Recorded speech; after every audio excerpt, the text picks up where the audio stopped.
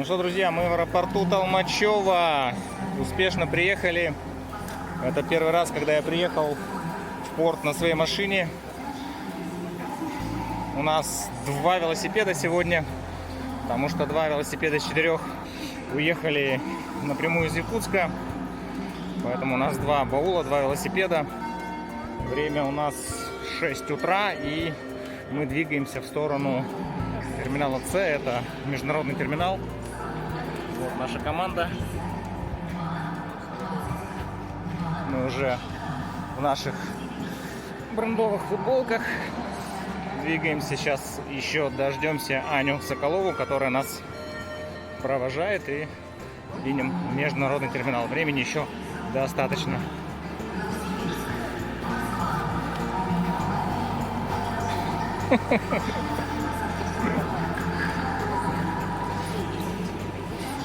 Вылет по расписанию, стойки 60-66, наш рейс 58-89.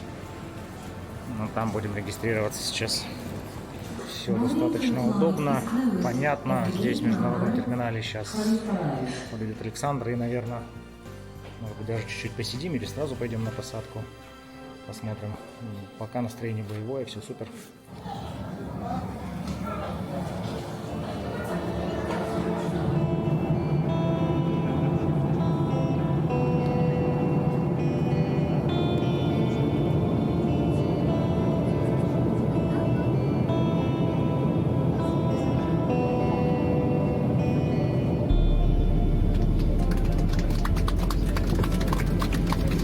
Мы сели в Стамбуле.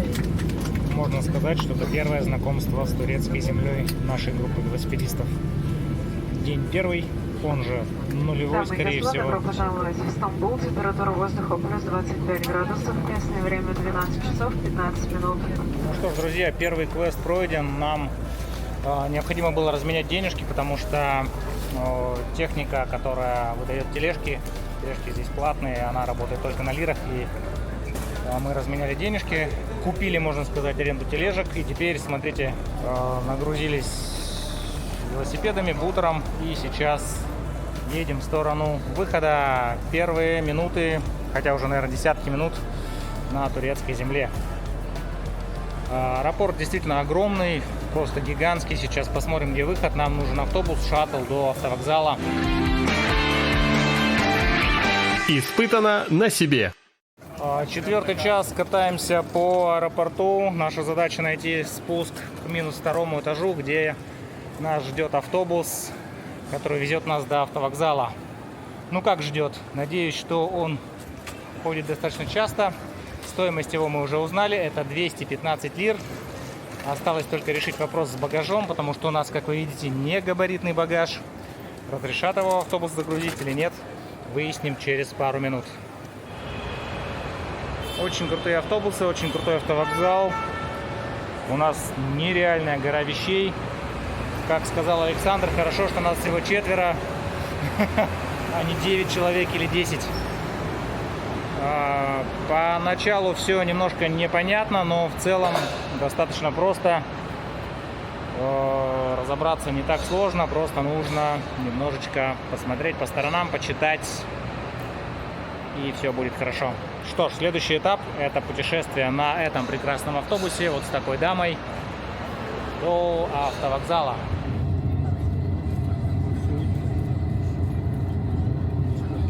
Ну что ж, друзья, вот мы наконец собрали велосипеды. Да, конечно, мы долго и вкусно обедали, потеряли немножечко времени, покупали билеты, посидели, отдохнули. Теперь мы готовы в путь. Нам предстоит дорога длиной примерно в 7 километров до места нашего жительства в Стамбуле. Это гостевой дом, и ехать нам придется по оживленным стамбульским улицам. Сейчас время около 6 часов вечера. Я думаю, что в течение часа мы должны добраться. Велосипеды вроде бы все приехали целыми, никаких повреждений не замечено. Сейчас в процессе движения выяснится, может быть, какие-то мелкие неисправности проявились. Но в целом все прекрасно, настрой боевой. На дороге мы будем очень заметны благодаря нашим командным футболкам. Пожелайте нам удачи, мы выдвигаемся в Стамбул, друзья.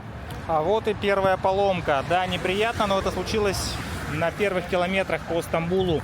у Татьяны срезала болт на багажнике, болт крепления багажника. Это достаточно частая ситуация. В принципе, решается выкручиванием обломка и заменой болта. Сейчас мы это пофиксим. Находимся в живописном месте. Вечереет. Несколько километров осталось до места ночевки. И вот такая неприятность на одной из развязок Стамбула. Но ничего, трудностей мы не боимся. Не скажу, что мы их ищем, но, по крайней мере, они нас не останавливают. Начинаем импровизированный ремонт.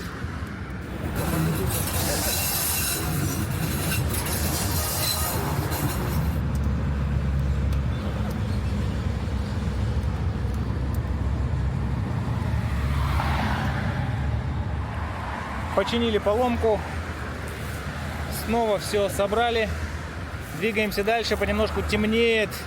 Думаю, что в течение часа мы доберемся до места ночевки. Красиво все-таки в Стамбуле вечером. Ну вот, друзья, мы в Стамбуле. Мало того, что мы в Стамбуле, мы еще и заселились. Смотрите, какой у нас прекрасный домик. Здесь мы будем ночевать. Сейчас мы оставили велосипеды и, не теряя времени, идем по улочкам Стамбула в сторону пролива Босфор. Вон он, кстати, уже виден. Ребят, вон же он, Босфор, смотрите.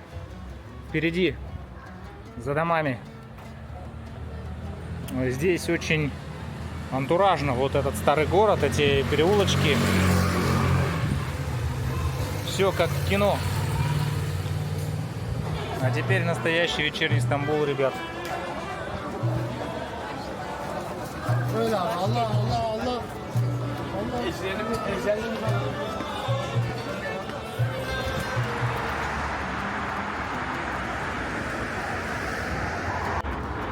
Мы двигаемся сейчас к проливу Босфор. Заселились совсем недалеко от него. Пройдемся по набережной. К сожалению, очень быстро темнеет здесь. И буквально в 8 часов было совершенно темно, поэтому полностью красоту все не увидеть. Но мы завтра утром еще посмотрим на это поближе. Но ночной Стамбул, он имеет все равно свое очарование. Здесь такие улочки, магазинчики, кафешки. Это все настолько прямо вот захватывает дух, что не описать словами. Ну вот, в общем-то, и сам пролив.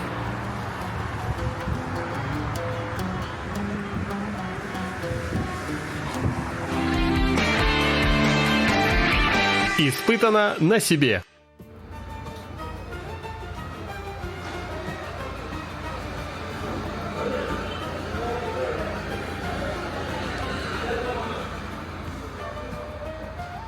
Доброе стамбульское утро, друзья! У нас под окнами разворачивается ежегодный субботний рынок. Здесь началась движуха. И что самое интересное, сегодня субботний день.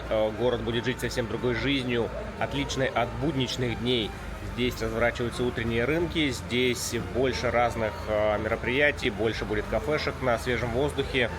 Мне кажется, что сегодня кататься по Стамбулу это будет совсем по-другому, абсолютно другие ощущения, потому что каждый день в Стамбуле он проходит по-особенному. Это мы уже вчера убедились в этом, и сегодня мы еще раз посмотрим, каково это ездить по Стамбулу на велосипеде. Мы прощаемся с этим райончиком. Отлично провели время.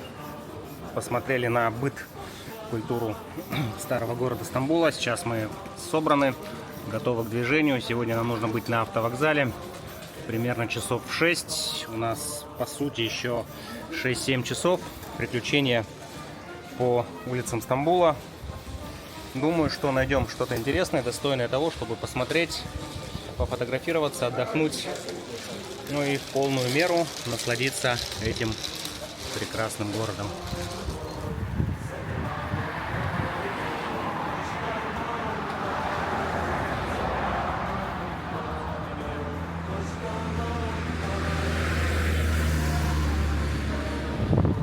А вот это, ребята, стамбульский автовокзал. Атагар по-местному.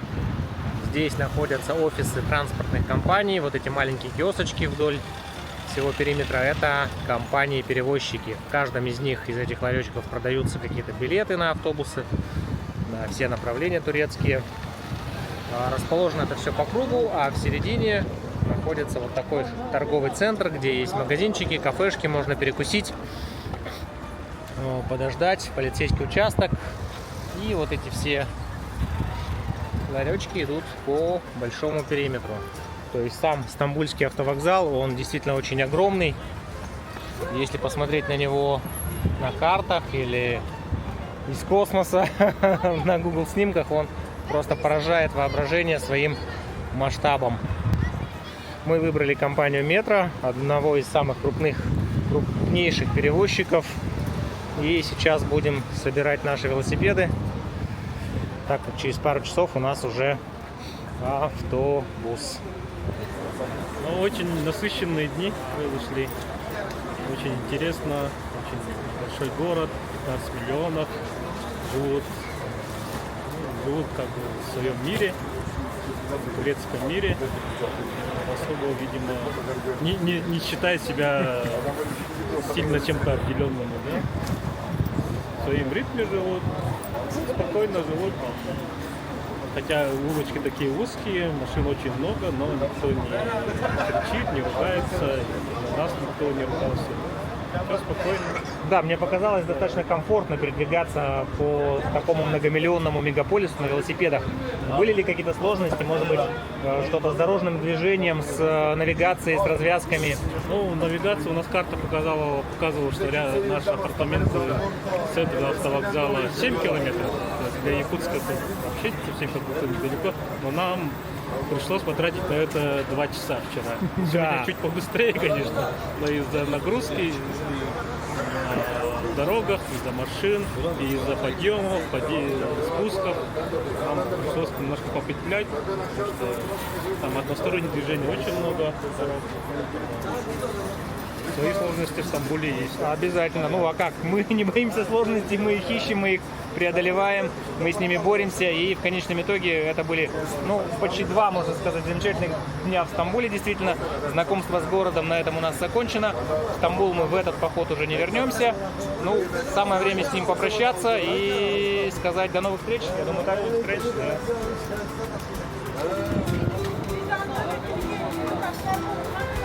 Сейчас мы видим процесс навязывания бубликов российским велотуристам.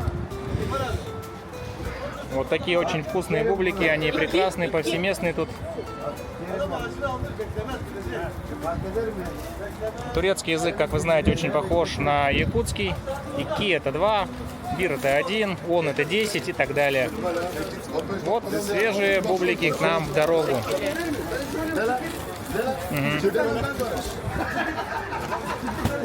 Все включено, пакеты, маечки, фасовочные. Спасибо. Вечерний Стамбул. Выезжаем на автобусе в Каппадокию, в Гёреме. Загрузили велосипеды, но, как всегда, не обошлось без дополнительных расходов, так как велосипеды не габаритные. Помимо них у нас еще баулы. С нас содрали еще 4000 лир за всех. То есть по 1000 с человека за негабаритный багаж. Это нормально, это, в принципе, обычная практика. Самое главное, что мы удачно загрузили велосипеды первыми, и теперь они едут с нами. Так что все отлично. Начали выезжать из города. Расчетное время прибытия в Каппадокию 7:30 утра.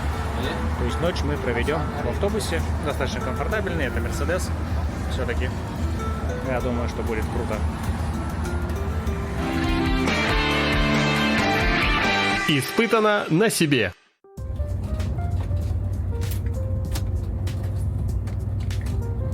Подъезжаем к конечному пункту назначения.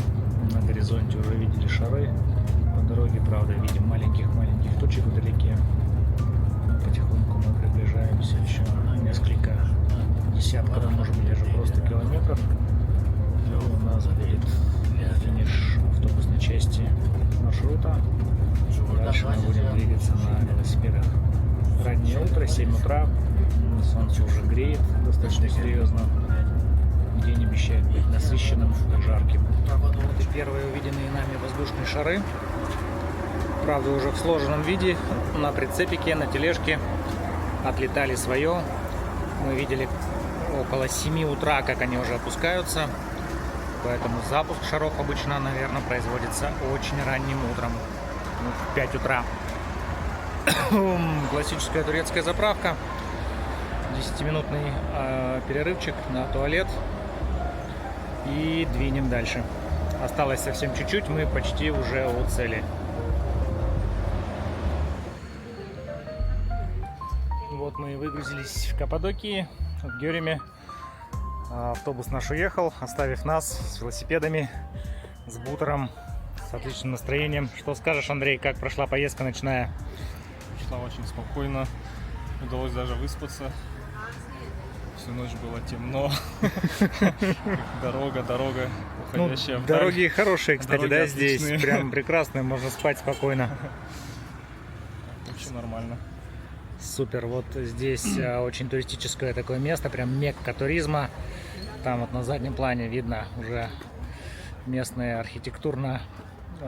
геодезические, архитектурно-горные достопримечательности. Вот они. Сейчас нам, видимо, придется собрать велосипеды и начать знакомиться с нашим маршрутом. Вот мы и собрали велосипеды в походное состояние. Сейчас будем двигаться в кемпинг, благо до него совсем чуть-чуть ехать. Там затаборимся, снимем баулы с вещами и налегке поедем осматривать местные достопримечательности, которых тут достаточно много. Некоторые здесь уже видны, некоторые будут чуть подальше. Но самое главное, у нас завтра на рассвете планируется вид шикарный на запуск воздушных шаров. Вот такое вау, друзья. Это Каппадокия. Ищем место под палатки. Здесь это не так легко сделать, потому что везде склоны, тропинки горные. Но под 3 палатки я уверен, что мы местечко найдем. Ну, уже прям завораживает, да. Вживую это видеть, это, конечно, обалденно. Нашли заброшенное место кемпинга для автодомов. Здесь огромная площадка утрамбованная, и через определенное расстояние стоят вот такие вот ящики. Здесь рубильники, розетки 220. То есть все для того, чтобы человек мог на автодоме подъехать, подключиться, и у него была своя автономка. Остались даже плафоны с лампами. Где-то там раковина, вот она. Очень эпичная, в таком действительно стиле антуражном. Вот умывальник, зеркала, амфора здесь, цистерна для воды и таких вот столбиков с подключениями питания очень много, порядка 20, наверное. Кемпинг сейчас заброшенный, но в свое время, вероятно, был очень популярный. Ну, сейчас люди предпочитают другой отдых. Наверное, мало кому интересно ездить на автодомах. Люди хотят больше комфорта, больше удобств, все включено, а автодом — это свои плюсы, минусы определенные. По путешествию на микроавтобусе из Якутска в Новосибирск смотрите одно из наших видео. Мы решили поехать покататься по окрестностям налегке. Для этого, конечно же, нам нужно будет оставить вещи. Мы решили рискнуть и оставить наши велобаулы вот здесь, в укромном уголке. Раскидистое дерево с кустарником. Сюда мы сложили наши велоштаны, наш бутер. Надеюсь, что с ними все будет в порядке. Мы доверяем туркам, потому что пока нет основания им не доверять. Ночевать, скорее всего, мы тоже будем здесь. Здесь прекрасная поляночка. Главное, что тень. Сейчас это очень важно. И довольно ровное место. Уютное, тихое, потому что рядом кладбище. Но когда нас это останавливало? Мы начали кататься по горам Гёреме. Ну, пока это даже не горы, а холмы. Вон ребята пилят. Едем в долину каменных столбов, назовем их так, каменных грибов. Вокруг вообще прекраснейший вид. Ну, это прям юг, юг-югский.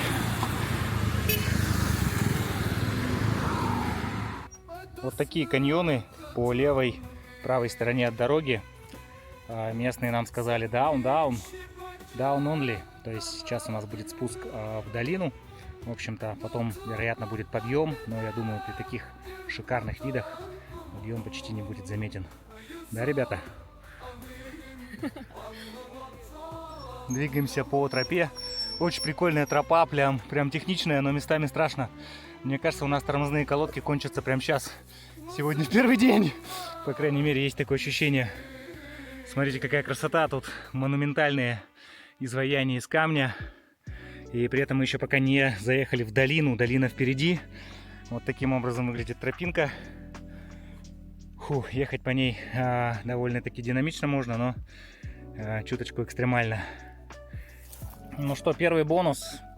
Мы начали добывать виноград. Вон здесь вот какой дикий виноград. Здесь нарвались на виноградное дерево. Прямо вот куда ни плюнь. Тут голимый виноград. Вот, смотрите. Вау, вот это все растет спокойно тут. Вот, это целый виноградный сад. Остановимся здесь, пожалуй, на недолго. Собираем виноград с собой не для того, чтобы сделать вино, а чтобы просто его довести до вечернего приема пищи. А теперь мастер-класс от Андрея, как правильно кушать гроздь дикого винограда. Как кукурузу. Смотрите, ребята, вот так правильно употреблять дикий виноград, потому что он тут растет в неимоверном количестве и нам норм. Очень красиво.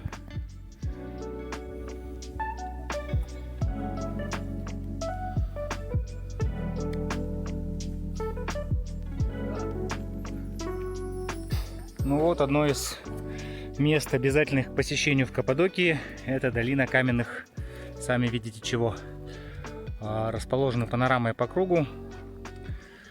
Просто обалденно смотрится. Здесь вон летают квадрокоптеры, ходят люди, фотографируются. То есть само место достаточно попсовое, но выглядит, конечно, панорама его крутая. Мы доехали сюда на велосипедах своим ходом, спустившись с южной стороны в долину. Местные сказали нам, что это бета-идея. Ну, местами мы начинали понимать, что это бета-идея, но в целом бонусы в виде виноградного дерева, живописных видов и нереальной прокачки управления велосипедом сделали свое дело. Нам нравится. А теперь просто полюбуйтесь этой красотой.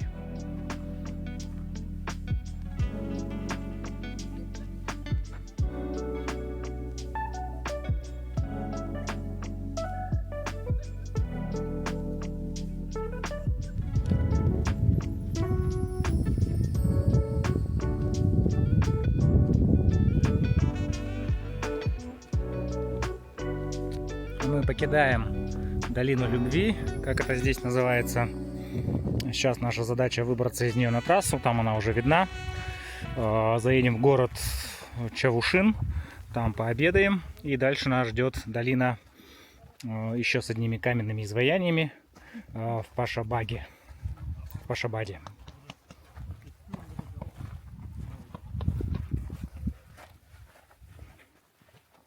Друзья, как вы думаете, что за синее здесь покрытие?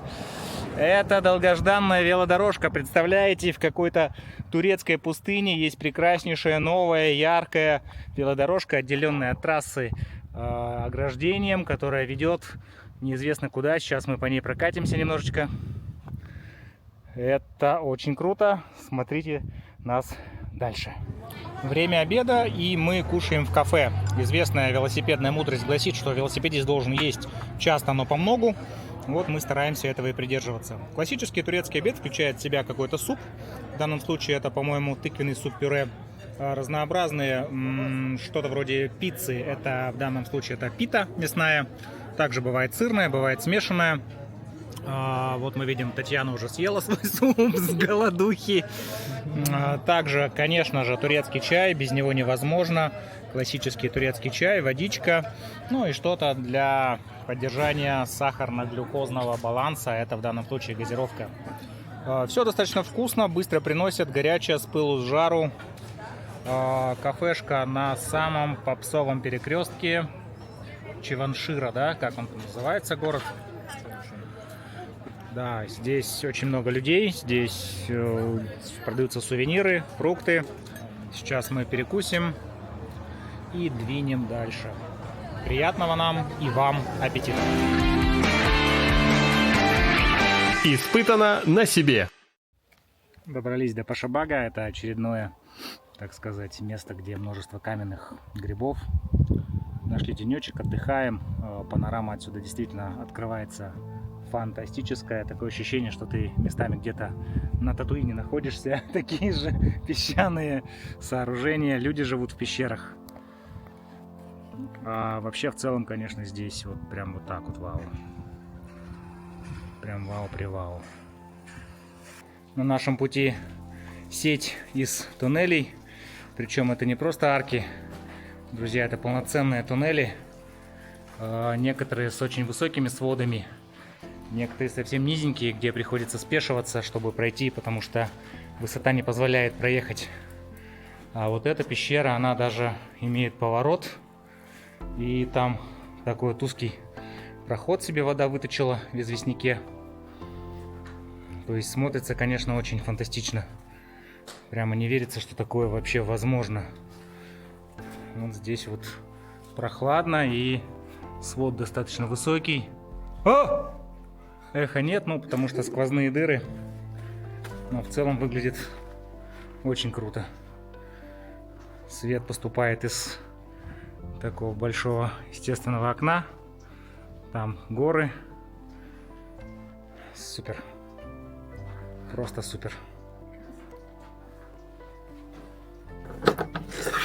Свежевыжатый сок из граната.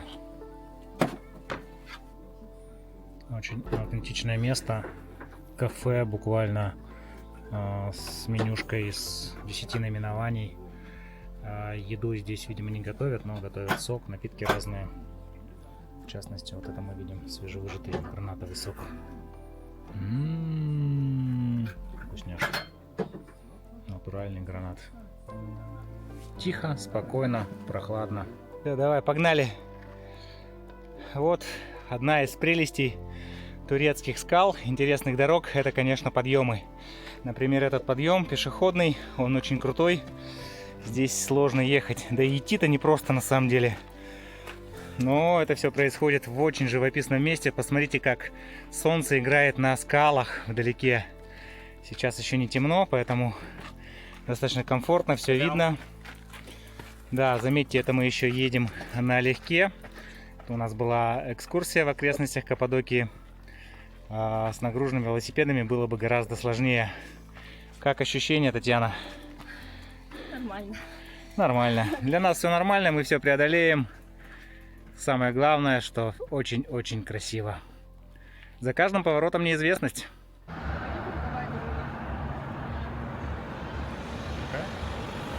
Ну вот мы расположились лагерем на территории заброшенного кемпинга для автодомов.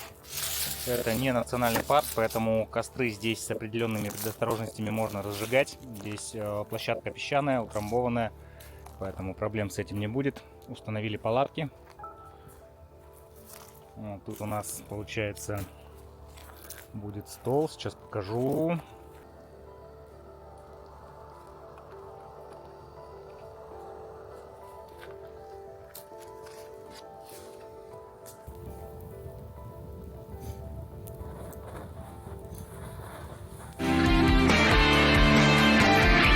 Испытано на себе.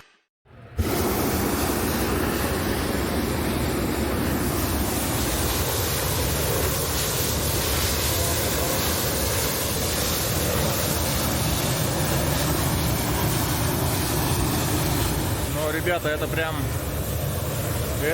вообще без слов. Шары уже в воздухе, большинство. Мы немножко проспали, но тем не менее, посмотрите, какая красота. Один шар было непосредственно прямо с нами, они надували. Вот сейчас вот эти все шары поднимутся, и в небе будет просто фееричная картина.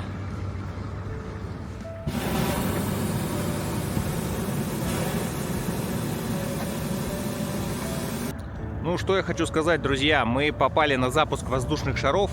Да не просто попали на запуск, а оказались в самом центре стартовой площадки. Более того, пара шаров надувались буквально у нас на заднем дворе палаток. В эти моменты Каппадокия просто прекрасна. Неудивительно, что люди со всего мира собираются рано утром в Каппадокии, в Гереме, чтобы посмотреть на это величественное зрелище. Запуск десятков, даже сотен огромных воздушных шаров в рассветное небо.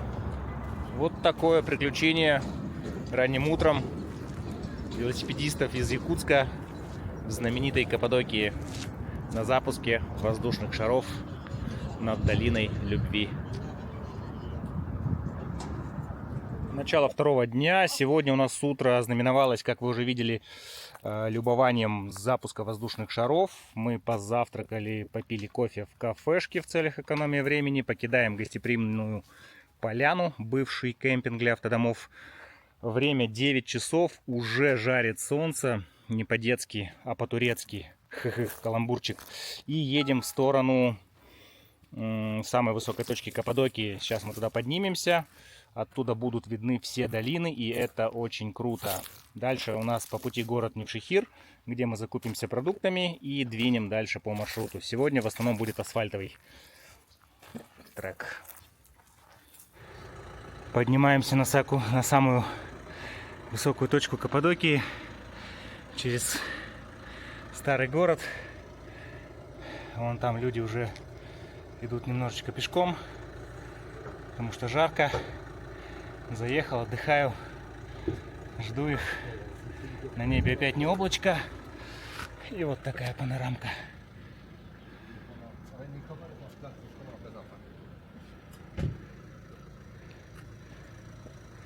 Ну не красота ли?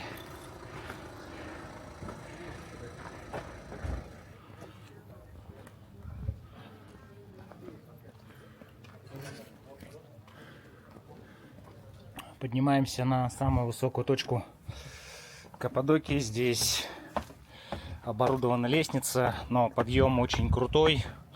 Это все по сути одна пещера, выдолбленная в вулканической скале. Высота уже очень огромная. Виды с каждой лестничной площадки открываются просто фантастические. Смотрите, как оно выглядит.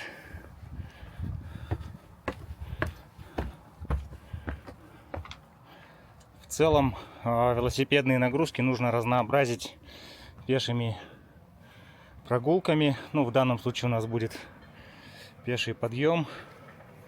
А вот здесь вот уже слова излишни. Вот это наивысшая точка Каппадокии. Отсюда видны все долины. Розовая, красная, голубая. Долина любви. Вдалеке видим город Невшехир, куда нам нужно будет сейчас попасть. Вон он, высотное здание. А здесь в целом все остальные достопримечательности как на ладони. Вот они. Довольно попсовое место, все сюда едут, но оно того стоит. Вход на сегодня составляет 320 лир с человека. Проходите по пещерам, поднимаетесь и, соответственно, попадаете на смотровую площадку. Подъем достаточно сложный, для неподготовленных людей может быть утомительным, но в целом однозначно оно того стоит. Must see. Привал в тени. Стараемся проезжать порядка 5-7, может быть 10 километров и останавливаться в тенечке, потому что постоянно двигаться в такую жару очень тяжело, учитывая, что в основном это подъемы. Чтобы не перегреть наш моторчик, останавливаемся на 5-10 минутки в тенечке. Пейзаж постоянно меняется, сейчас практически нет деревьев, но появились какие-то степи, маленькие деревья вдалеке, кустарники. Местность очень интересная. Нам вот туда, примерно километров через 20, будет интересный подземный город, который мы обязательно посетим. Мы в Невшехире. К городу шел просто фееричный асфальтовый спуск. Педали 2 раза крутанул и все. Сейчас наша задача здесь закупиться на ближайшие хотя бы несколько дней. Это очень мощный сетевой гипермаркет. Сейчас посмотрим, что там продается, посмотрим на цены. Погода, тем не менее, прям жарит. Ну вот, кстати, о ценах. Что это? Блок из 6 полуторалитровых бутылок, причем это Nestlé, по-моему, стоит 115 лир. 5-литровка стоит 37 лир. В общем, цены в Турции не скажу, что сильно дешевле, чем у нас в России, но не дороже. Тут действительно в этих лабиринтах просто можно потеряться, и такое ощущение, что прям вообще остаться навсегда.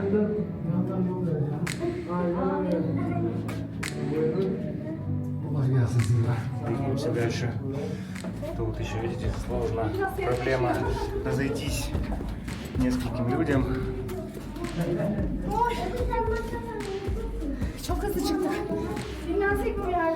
В таком узком проходе. Ну, зато, наверное, когда нападали на такую крепость, тут один легко вооруженный воин мог сдержать целую толпу нападающих. Чтобы обойти это невозможно. Люди, которые это делали, определенно были небольшого роста, я иду согнувшись почти в 2 раза.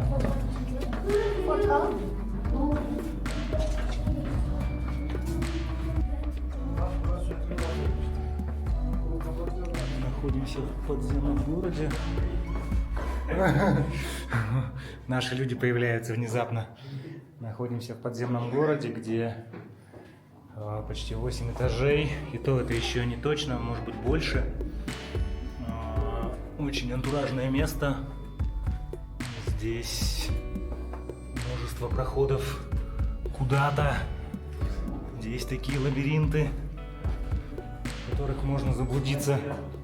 Я тут. Смотри сюда. Ты где? Где ты? Сейчас заходил. Блин.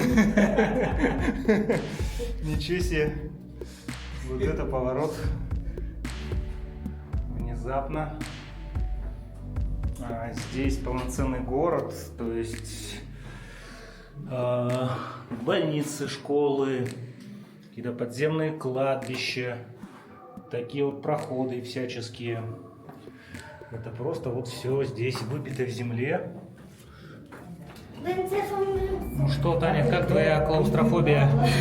Не обострилась? Нет.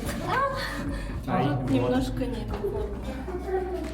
Здесь еще какое-то помещение, комнатка. Интересно. О, наконец-то простор, и можно разогнуться. Можно разогнуться.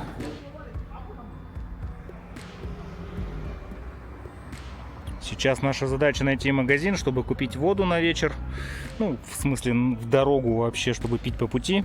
Продукты мы закупили днем. И двигаемся потихоньку к месту ночевки.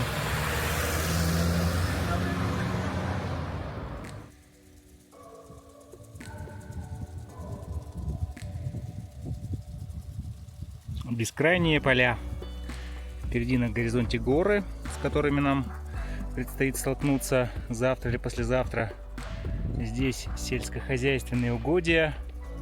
Шикарный закат назревает. Ровная дорога, уходящая вдаль. Вот там вот осталась населенка. Мы ищем место для ночлега. Пара вариантов уже присмотрел. Время у нас почти 6:30. Солнце очень быстро садится. Уже надо присматривать местечко. Но тепло, настроение прекрасное, виды просто огонь.